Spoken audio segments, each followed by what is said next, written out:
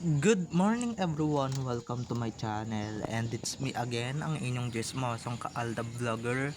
So gusto ko munang magpasalamat sa inyong lahat sa mga walang sawang tumatangkilik, nanonood, sumusuporta at sumusubaybay ng mga content ko dito sa aking YouTube channel. So eto huwag ninyong babaktawan o lalaktawan tong ating content ngayong araw. I'm sure na hindi ninyo pagsisasihan na pinanood nyo to mula umpisa hanggang hulihan. And syempre,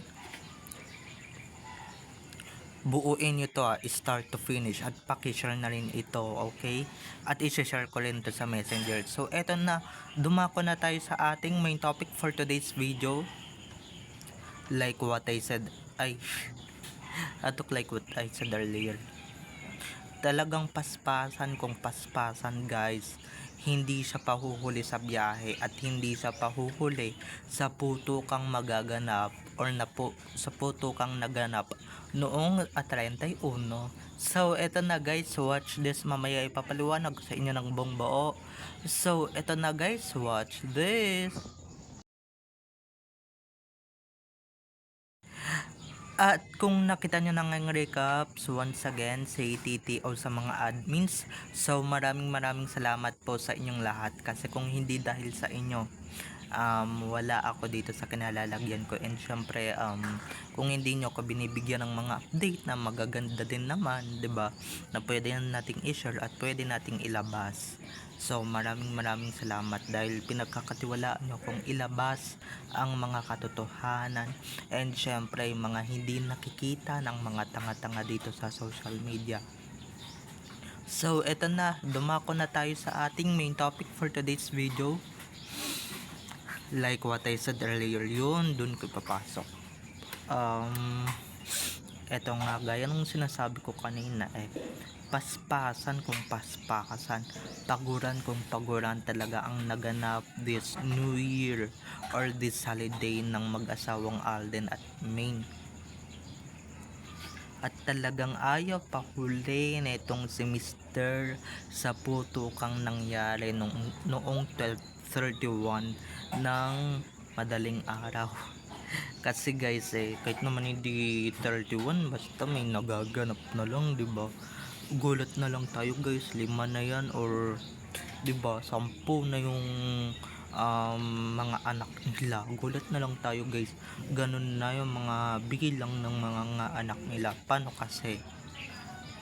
'Di ba, napakasipag magtanim, napakasipag mag-araro ni Alden. And syempre guys, may aanihin naman talaga ng may aanihin ng siyam na buwan, 'di ba? Ato wala namang masama guys kung ganyan status mo at ganyan ka kapogi, ganyan ka um ganyan ka kagalibol. Walang masama doon, 'di ba? May kasabihan nga, may yung ganyang bagay nakakapagpatibay din yan ng relasyon. Kaya 'di ba, kasi naman 'di ba, sa iba mo gawin yan, I'm sure pagka sa iba mo ginawa yan at ibang binhi ang lumabas, ay nako, talagang lugi kung lugi guys yung 'di ba, ganyan kagwapo tapos ibang binhi ang or iba yung matataniman, iba yung bibinhian, 'di ba? 'Di ba, wala naman masama guys pagka ginawa nila yun araw-araw or every night, 'di ba? Wala namang wala namang masama dun kasi nga pagka lumabas yung mga bata in the future sa John Main or sa tiyan ni girl, 'di ba, wala namang masama, maganda naman yung nanay, pogi naman yung tatay, 'di ba? At saka kayang-kaya naman nila buhayin at saka hello. Ang sarap-sarap kaya sa feeling na magkaroon ng napakaraming anak or isang katutak na anak, 'di ba? Kaya sige lang, sige Sputnik, todo paspas, and syempre todo ano na yan, todo tanim and sagarang araro na yan, 'di ba? Sagarang pagtatanim na yan, sagara na yan ng bonggang bongga.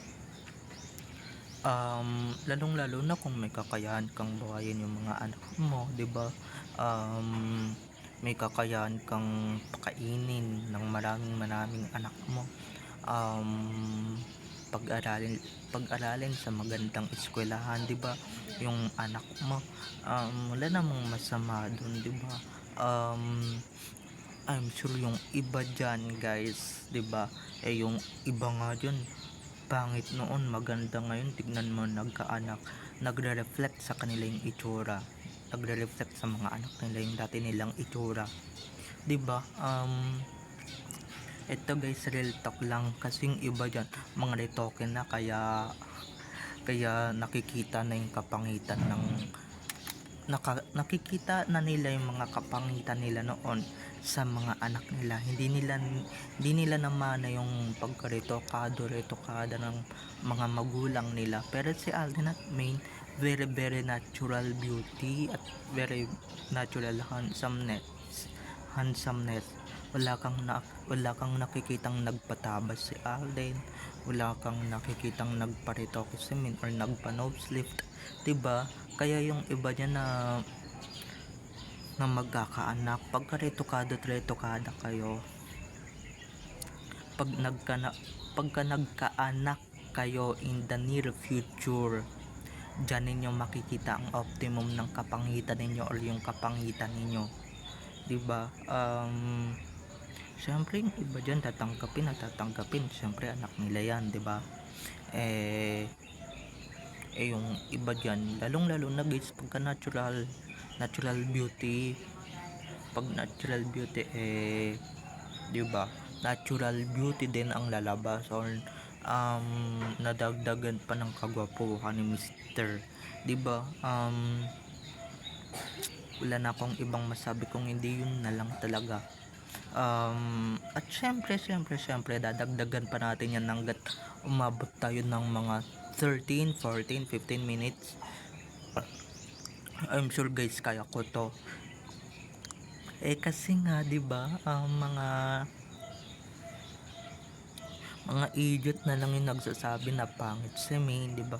Napakaganda kaya ni Main. Hindi yan magugustuhan ni Aldet kung hindi yan maganda. At saka hello, maganda lang ba yung panlaban para magustuhan ka ng isang lalaki, 'di ba? Oo nga, maganda ka nga, pero yung maganda masungit naman, maldita, 'di ba? Mas pipiliin mo na yung natural beauty, or yung dati kang ang pangit pero gumanda ka lang dahil sa salamat dok, 'di ba? Sa salamat dok, mas piliin mo na guys yung natural, kasi guys, ang natural lahat yun, pati maski dibdib umaalog, 'di ba? Yung mga starlet ng Kangusot tsaka ng Kupalmilya, puro retoke. Minsan lang tayo makakita ng natural beauty nang walang retoke, 'di ba? At si Main lang talaga yung nakita ko above all the artists na walang retoke, walang pinaayos, yung bagang niya hindi niya pinaayos, yung bibig niya, yung panga niya, 'di ba? Natural na natural guys, para siyang si Angelina Jolie ng Pilipinas. Kaya tignan niyo, 'di ba, nung nauso yung panga or jawline ni Main, ginaya ng ibang artista or ng ibang starlet dito sa GMA, 'di ba? Ginaya nila, yung pagpaparetoke, and syempre kala nyo naman, 'di ba? Si Main, natural na yung jawline niya, pero wala, ginaya nyo pa rin, 'di ba? Ito na nga, usapang paspasan ulit tayo guys. Syempre guys, walang kapaguran yan si Mr. Si Mrs. guys, may kaanoan din yan, may limits din naman yan. Kaya pala guys, kaya pala parehong payat at parehong slim, kasi nga yun pala yung sekreto. Syempre bukod doon, nagji-gym din sila, no? Alam kong sabay din sila nagji-gym or sabay silang nag-e-exercise, hindi lang natin alam kung anong oras, 'di ba? Kahit ano namang oras sila mag-exercise basta healthy living lang talaga yung mag-asawang Alden at Maine. 'Di ba, healthy living and syempre ano din sila, bawal pasaway and syempre healthy living sila sa 2025. Yun na lang yun. And syempre may kasabihan nga tayong mga Pilipino, gumayak kayo at magpakarami, 'di ba? Ibig sabihin nun, sige sige, 'di ba, hanggat sa dumami, 'di ba? Lalong lalo na kung kaya niyo namang buhayin, 'di ba? Yung iba nga diyan, 'di ba, yung mga poorest of the poor, yung iba nga diyan sa 10 yung anak, 15, 20 yung anak, pero hindi naman kayang buhayin, 'di ba, pinapaampon yung, 'di ba, di naman kayo katulad nila Alden at May na kayang na kahit ilan yung maging anak nila or magiging anak nila in the near future, kaya naman din nilang buhayin or kaya nilang buhayin ng bonggang bongga, 'di ba? Walang masama doon mga ka-Aldab Nation, lalong lalo na guys, dumadami na yung mga pamangkin and apo natin, 'di ba, nang dahil sa Aldab. So ayun na nga mga ka-Aldab Nation, don't forget to subscribe to my YT channel and don't forget to click the notification bell para ma-notified kayo sa mga susunod ko pang i-upload ng mga videos. At I'm sure guys, dito sa binalita kong to, basag na naman ng mga kampo ng animalis dito sa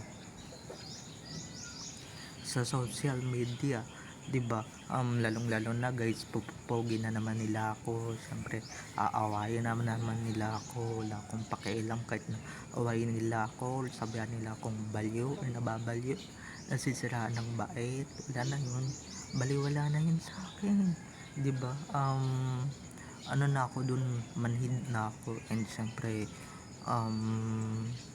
'di ba, may kasabihan nga tayong mga vloggers or tayong mga nasa mundo ng camera na bash pa more, the more you bash or the more you earn, the more you bash, ganyan, or 'di ba, the more you fame, ganun natin kasabihan natin mga nasa harap ng camera. And guys, uulitin ko lang nga, wala tayong script, ang sinasabi ko lang yung kung ano yung nasa utak ko at kung ano yung na-absorb ng brain ko, yun lang talaga yung sinasabi ko, okay? So ayun, patuloy tayo dito sa pangbibwisit natin dito sa mga to, gaya nga nung sinasabi ko kanina, iba, ulitin ko lang ulit, manggagalaiti dito yung mga basher na to at sasabihin na naman nila sa akin, paano mo nalaman nandun ka ba nung 'di ba, ganito ganito, ay nako, nakakasawa na, 'di ba? So babay na mga ka-ADN, I love you all, have a nice day, keep safe and God bless. Ingat guys sa Quiapo, alam ko maraming maano dyan ngayon, maraming humahalik ngayon sa buong Nazareno, so ingat everyone. Okay, bye bye na, I love you all, enjoy watching, bye bye.